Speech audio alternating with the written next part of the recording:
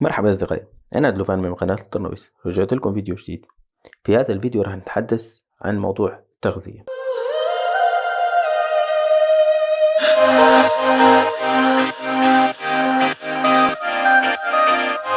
لدينا الكودين الجي 94 والجي 95. الجي 94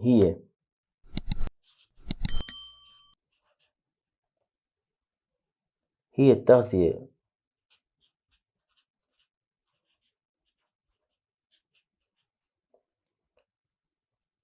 مليمتر في الدقيقة. الجي 95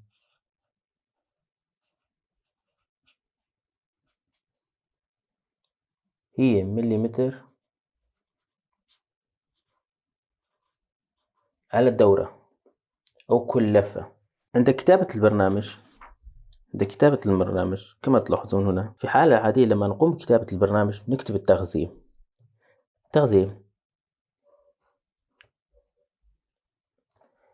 إذا كانت على هذا الشكل تغذية 0.3 فهي التغذية مليمتر على الدورة، أي الجي 95 مستعملين هون. هذا شو يعني 0.3؟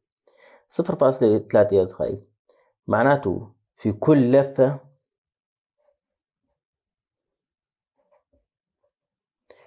لفة بتقطع 300 ميكرون.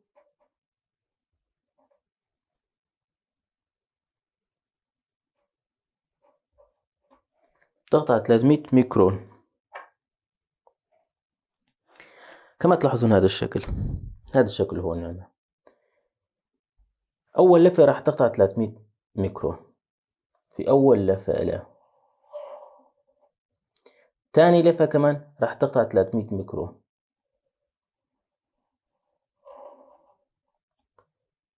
ثالث لفة كمان راح تقطع 300 ميكرون.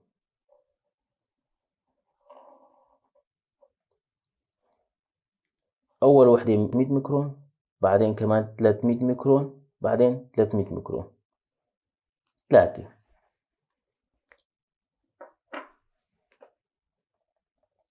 هاي كانت الجي 95. هاي تابع الجي 95.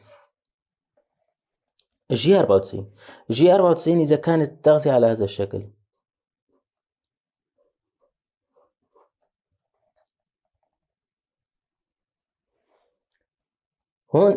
هون 0.3 يعني 300، أما هون 300 معناته هون 300 مليمتر.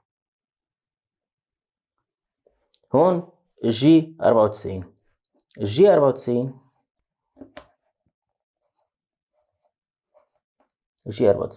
راح تكون على هذا الشكل 300.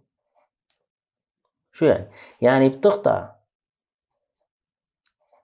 300 مليمتر في الدقيقة.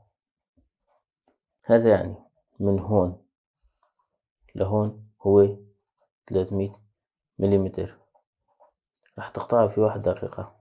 الجي 94 بيأتي على هذا الشكل، راح تكون دائما يعني الجي 94 بس تنكتب التغذية هيك 100 أو 200 أو 300 إلى آخره. الجي 95 تنكتب هيك 0.1 أو 0.2 0.3. فهي كانت الاختلاف بين الجي 94 والجي 95. طبعا الجي 94 تستعمل أكتر شي في الميلينج، والجي 95 هي تغذية على كل لفة نستعملها في التورنينج.